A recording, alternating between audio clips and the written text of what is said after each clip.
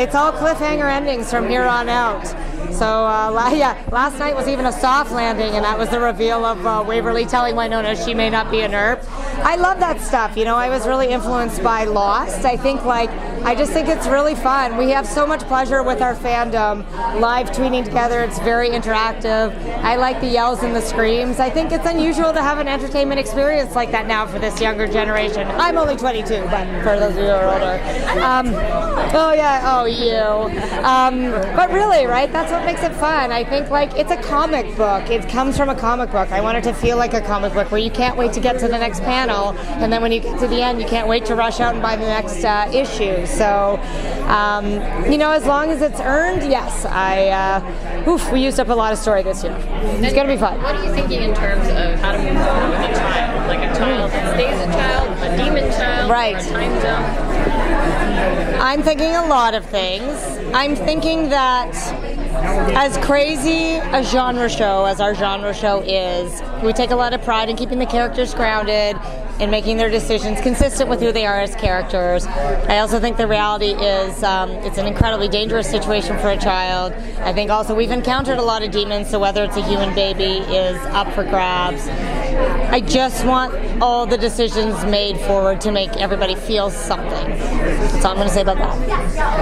Speaking of child, why did you decide to go with the pregnancy storyline instead of hiding it? You know what? We honestly considered all options. We truly did. But when we did the math, like Melanie Scrofano gave birth, I think 4 days after our last day of shooting. If you want to know what a real life superhero looks like, that's your answer. So when you really look at it, like, even if you look like Melanie, 9 months is 9 months. And this is not a sitcom. I didn't want her carrying like increasingly large loads of laundry when the demons invade the homestead. I wanted her kicking some demon ass, and she wanted that too. I really wanted the audience to know the show was still going to be the same. She still had a job to do. And I also felt like maybe that story hadn't been told before, a pregnant superhero. And I mean, I know Gal Gadot was pregnant, but not on screen. And Sci-Fi got really excited about that. Like, honestly, they could not have been more gracious about it. I just think Wynonna's a character who doesn't always get a lot of choices, so this seemed in line, too, with her destiny. Destiny is constantly trying to screw her over and make choices for her, but every day Wynonna gets up and tries to fight again and make her own choices. So we actually felt we could do the story we had set out with her pregnant, which was really interesting. We didn't have to change that much. Yeah. So you've had some really excellent personal stories with all the characters. Thank you. Really hit some real emotional highs. Thank you. But you built considerable mythology within this show too. Yeah. And I was wondering if you felt inspired to branch out more into different types of mythology, because you had some Greek, Old West lore. Yeah, always. Yeah. Mythology is the hard part, right? Like, because you want to be able to tell it without it being exposition or you drowning in it. Same with backstory. Like, how do you tell mythology or backstory, but using the characters everyone has shown up to kind of see?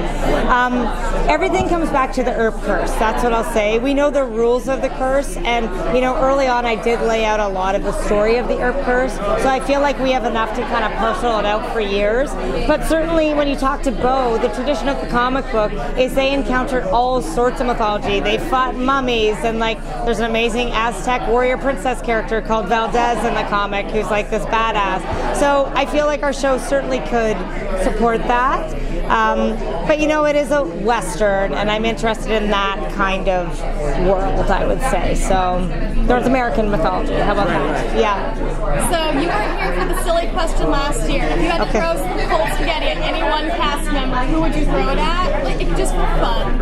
And then for fun, Melanie, just because, or Tim, because he'd be so wounded. I'll throw it at all of them. Is it cooked spaghetti? Yes. Is the spaghetti sauced? Yes. Is it going to ruin something nice they're wearing? Possibly. Is it their wedding day?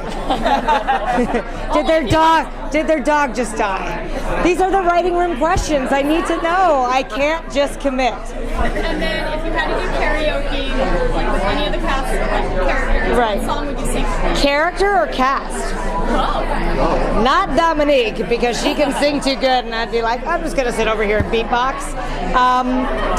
You know what? Maybe Shamir, because he's such a fun DJ and such a great dancer and has quite a presence. Maybe him. I want to take everybody.